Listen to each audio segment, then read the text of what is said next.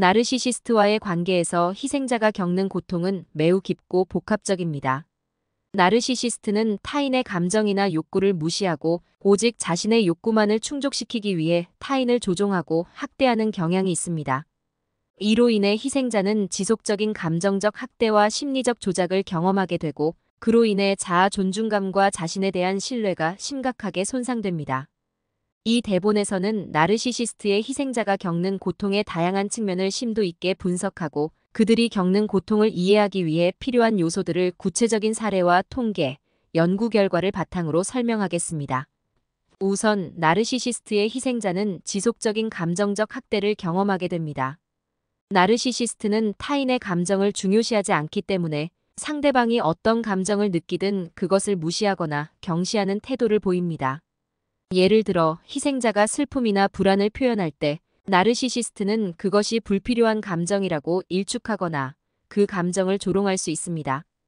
이러한 감정적 무시는 희생자에게 자신이 잘못된 감정을 가지고 있다는 인식을 심어주고 결국 자신의 감정을 억누르게 만듭니다.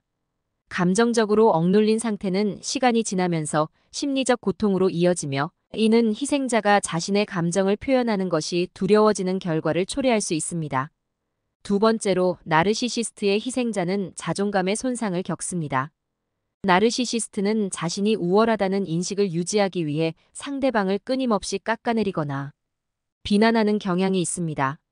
예를 들어 희생자가 어떤 성취를 이루었을 때 나르시시스트는 그것을 인정하지 않거나 오히려 그 성취를 폄하하려고 합니다.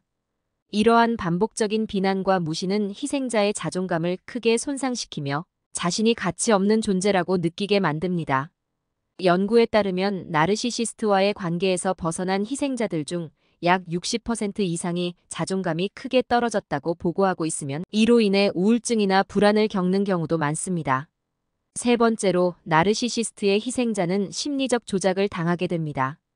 나르시시스트는 가스라이팅, 비난, 그리고 조종과 같은 다양한 방법으로 희생자를 심리적으로 조작하려고 합니다. 예를 들어 가스라이팅은 희생자가 자신의 현실 인식과 판단력을 의심하게 만드는 방식으로 나르시시스트는 자신이 하지 않은 말을 했다고 주장하거나 희생자가 잘못된 기억을 가지고 있다고 말함으로써 희생자를 혼란스럽게 만듭니다. 이러한 심리적 조작은 희생자로 하여금 자신이 문제를 일으키고 있다고 생각하게 만들고 결국 나르시시스트에게 더욱 의존하게 만듭니다. 통계적으로 보면 나르시시스트의 가스라이팅을 경험한 사람들 중 80% 이상이 자신감을 잃었으며 그로 인해 정신 건강에 부정적인 영향을 받았다고 보고하고 있습니다. 네 번째로 나르시시스트의 희생자는 고립을 경험합니다. 나르시시스트는 종종 희생자가 자신에게만 의존하도록 만들기 위해 고립시키는 경향이 있습니다. 예를 들어 나르시시스트는 희생자가 친구나 가족과의 관계를 단절하고 오직 자신과만 시간을 보내도록 유도할 수 있습니다. 이러한 고립은 희생자가 외부의 지원을 받지 못하도록 만들고 나르시시스트의 조종에서 벗어나는 것을 더욱 어렵게 만듭니다.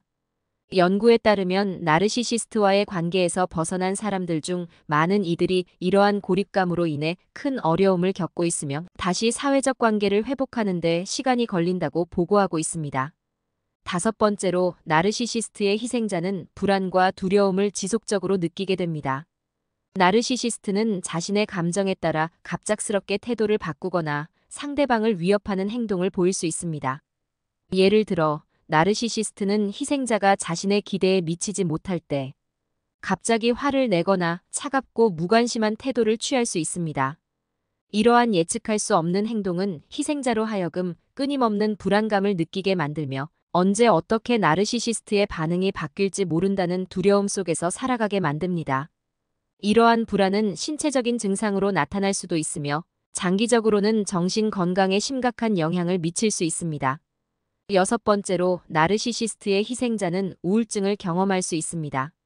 나르시시스트와의 관계에서 지속적인 감정적 학대와 심리적 조작을 경험한 희생자들은 우울증을 겪을 가능성이 높습니다. 그들은 자신이 가치 없는 존재라는 생각에 사로잡히고 나르시시스트의 비난과 조롱으로 인해 자신에 대한 신뢰를 잃게 됩니다. 또한 나르시시스트의 조종으로 인해 자신의 삶을 통제할 수 없다는 무력감을 느끼게 되며 이러한 감정들이 쌓이면서 우울증으로 이어질 수 있습니다. 한 연구에 따르면 나르시시스트의 희생자들 중 약 50% 이상이 관계가 끝난 후에도 우울증을 겪고 있으며 이로 인해 지속적인 치료와 지원이 필요하다고 보고하고 있습니다. 일곱 번째로 나르시시스트의 희생자는 외상 후 스트레스 장애 PTSD를 겪을 수 있습니다. 나르시시스트와의 관계에서 겪은 트라우마는 단순히 관계가 끝난다고 해서 사라지는 것이 아닙니다. 많은 희생자들이 나르시시스트와의 관계에서 벗어난 후에도 그 경험에서 비롯된 악몽이나 플래시백을 겪으며 일상생활에서 지속적인 스트레스와 불안을 느끼게 됩니다. 이러한 PTSD 증상은 희생자가 관계에서 벗어난 후에도 오랫동안 그들의 삶에 부정적인 영향을 미칠 수 있으며 전문적인 치료가 필요할 수 있습니다. 여덟 번째로 나르시시스트의 희생자는 자기 의심을 계속해서 경험하게 됩니다. 나르시시스트는 피해자가 자신의 판단을 믿지 못하도록 끊임없이 의심을 심어줍니다. 예를 들어 나르시시스트는 자신이 한 말을 부정하거나 희생자가 기억하는 사실을 왜곡하여 희생자가 자신의 판단력을 의심하게 만듭니다. 이러한 자기의심은 희생자가 자신의 감정이나 생각을 신뢰하지 못하게 만들고 나르시시스트에게 의존하게 만듭니다. 통계적으로 보면 나르시시스트와의 관계에서 벗어난 사람들 중 많은 이들이 자신이 올바른 결정을 내릴 수 없다는 두려움과 함께 살아가고 있으며 이로 인해 새로운 관계를 맺는데 어려움을 겪고 있다고 보고하고 있습니다. 아홉 번째로 나르시시스트의 희생자는 삶의 의미를 잃어버리는 느낌을 받을 수 있습니다. 나르시시스트는 피해자의 삶을 자신의 필요에 맞게 조종하기 때문에 희생자는 자신의 삶에서 의미나 목표를 잃어버리게 됩니다. 예를 들어 희생자는 나르시시스트의 요구에 맞추기 위해 자신의 목표나 꿈을 포기하고 그 관계에서 벗어났을 때는 무엇을 해야 할지 알 수 없는 상태가 될 수 있습니다. 이러한 상실감은 희생자가 자신의 삶을 다시 정리하고 재구성하는 데 큰 장애물이 될 수 있습니다. 마지막으로 나르시시스트의 희생자는 다른 사람들과의 신뢰관계를 회복하는 데 어려움을 겪습니다. 나르시시스트와의 관계에서 겪은 조종과 학대는 희생자가 새로운 사람을 만났을 때 그들을 신뢰하는 것을 어렵게 만듭니다. 그들은 나르시시스트가 자신에게 했던 것처럼 다른 사람들도 자신을 조종하거나 학대할 것이라는 두려움을 느끼며 그로 인해 새로운 관계를 맺는 데 큰 어려움을 겪습니다. 연구에 따르면 나르시시스트의 희생자들 중 많은 이들이 나르시시스트와의 관계에서 벗어난 후에도 오랫동안 신뢰 문제를 겪고 있으며 이로 인해 사회적 관계에서 고립감을 느끼고 있다고 보고하고 있습니다. 결론적으로 나르시시스트의 희생자가 겪는 고통은 매우 복합적이고 심각하며 이들은 감정적, 정신적, 그리고 심리적으로 깊은 상처를 입게 됩니다. 나르시시스트의 조종에서 벗어나기 위해서는 이러한 고통을 이해하고 자신을 보호하기 위한 적절한 조치를 취하는 것이 중요합니다. 이를 통해 희생자는 다시금 자신의 삶을 되찾고 건강한 관계를 맺을 수 있는 기회를 얻게 될 것입니다.